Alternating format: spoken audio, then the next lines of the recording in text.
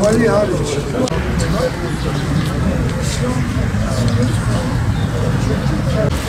Burada duruyorlar.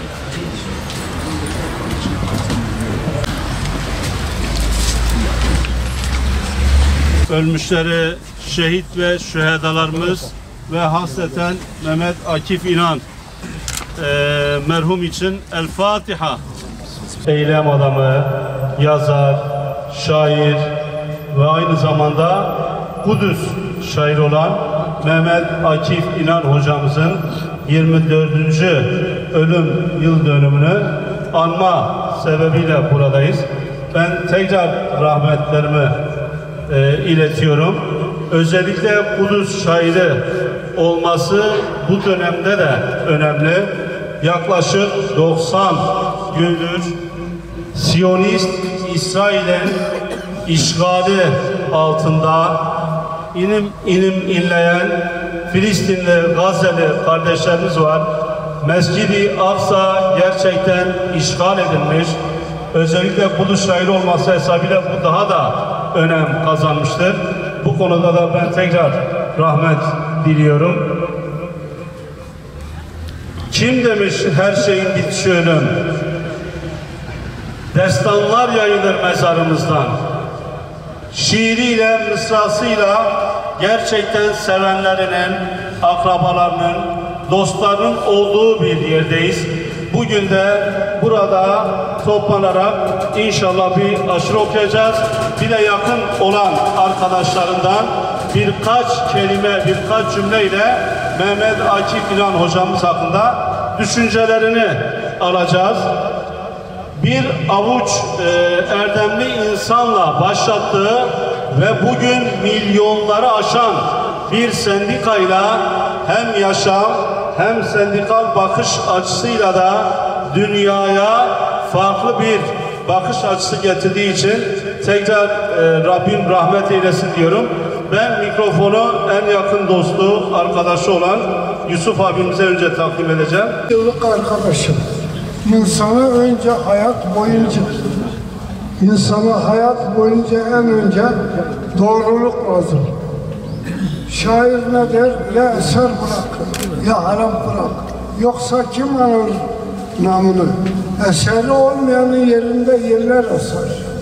Ben buradan size sesleniyorum. Siz bundan sonra her tarafa bu sözleri yayın ve çocukları helal lokmayla yetiştirin. Felaketlerin başı haram yemek ve zulümdür. Mescid-i Aksa'yı gördüm düşümde, bir çocuk gibi ve ağlıyordu. Varıp eşiğine alnımı koydum, sanki bir yeraltı nehir çağırıyordu. Bırak dolanır diyor ellerimde. Miraca yol veren hız üssüydüm. Kutsallığım belli şehir ismimden, her yana nur saçan bir kürsüydüm. Hemşerim nebiler hatırı için cevaba düşen dualar vardı. Şimdi kimsecikler varmaz yanıma, müminden yoksunum, tek ve tenhayım. Mahallemin diyen olmak gerekir, imanlı, edepli, vicdanlı, liyakatli.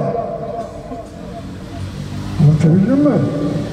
Ondan sonra sevgi şifadır, sevgi güçtür, sevgi değişimin yoludur. Saygıdeğer büyüklerim ve kıymetli kardeşlerim, bir Urfalı olarak biz Mehmet Akif Hoca ile ne kadar gurur duysak azdır. Mehmet Akif Hoca'yla gurur duymakla kalmayıp aslında onun çizmiş olduğu yoldan ilerlememiz gerekiyor.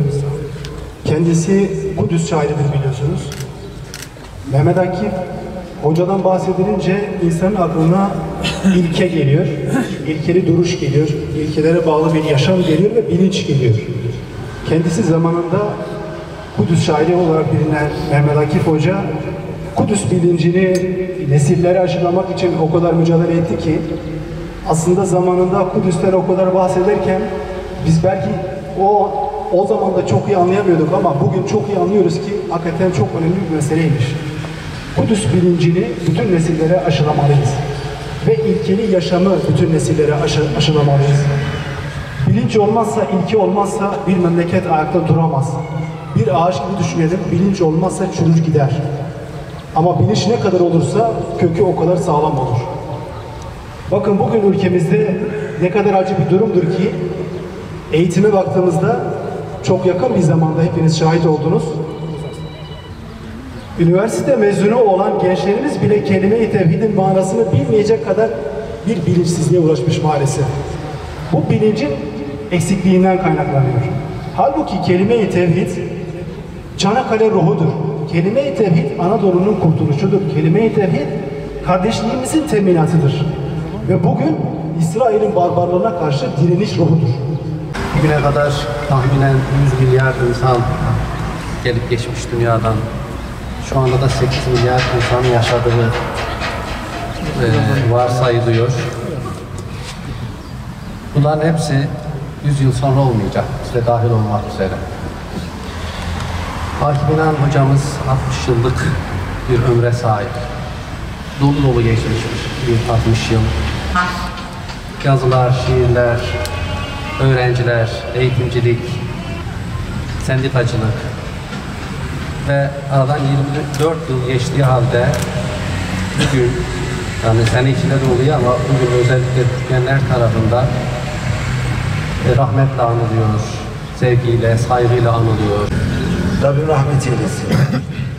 Kurucu irademiz olan Mehmet Akif İnan, özellikle Müslüman kimliğimizi oluşturan değerlerin hayatın dışına itildiği zamanlarda en büyük seda ile çok coşkulu, çok büyük bir mücadele ile bu kimliğe sahip çıkmış ve Müslüman kimliğimizle hayatın için her safhasında bulunmamıza dair çok güçlü bir iddiayı sahiplenmiş ve bugüne kadar da biz onun öğretileriyle, onun bayraktarlığını uzun bir süre üstlendiği mücadelenin bizler de devamını getiriyoruz. Bu anlamda bekçiliğini yapıyoruz. Rahmetullahi aleyh Sahfin Eyübi Hazretleri Allah'ın evi esaret hakkındayken Selahattin nasıl evini göstermişti. Yakın tarihte üstadımız Necip Fazıl İhlasın İsrail enkazını göreyim, sana devlet diyenle yüzüne tüküreyim demişti. Rahmeti Akif Ali hemşerimiz, ağabeyimiz, genel başkanımız. Götür Müslümana selam. Gerçekten 45 sene önce yazmış olduğu şiir bugüne mesaj. Bunun adı öngörü, bunun adı feraset, Müslüman feraseti, duyarlılık. Allah mekanı cennet eylesin. Değerli arkadaşlar, burada kıymetli Şanlıurfa'nın değeri, Türkiye'nin değeri, Müslümanların değeri, kıymetli ilkeli bir insanın mezarı başındayız. Rahmetle, minnetle anıyoruz. Rabbim mekanını cennet eylesin inşallah. Zaten büyüklerimiz ona her açıdan tanıyor. Bir dede olarak kendisiyle ilgili belki bazı şeyler söylenebilir ama hocalarım da dediği gibi yol gösterici olması ve aslında İslam şuurunu yeni nesillere aşılaması açısından ve Müslümanların eline yettiği her yere yardım edebilme noktasında kimsesizlere ve mazlumlara yardım etme noktasındaki davası şu an çok şükür ki Memursel aracılığıyla devam etmekte. Mezarı başına bugün ölüm yıl dönümünde kendisini rahmetle anıyoruz. Şair, yazar, düşünür ve sendikacı Sayın Mehmet Akif İnan iyilik hareketleriyle birçok insana rehber olmuştu.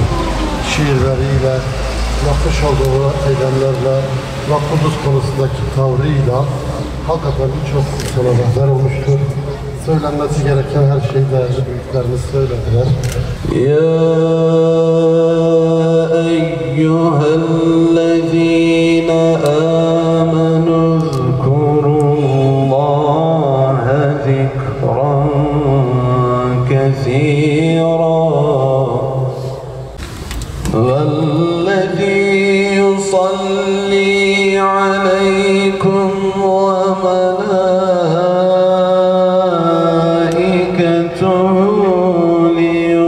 ليخرجكم ليخرجكم من الظلمات إلى النور يوم يلقونه سلام النبي إنا أرسلناك شاهدا ومبشرا ونذيرا إلى الله بإذنه. Teşekkür ettik. Ayaklarınıza sağlık. Eyvallah hocam, teşekkür ederim. Allah razı olsun.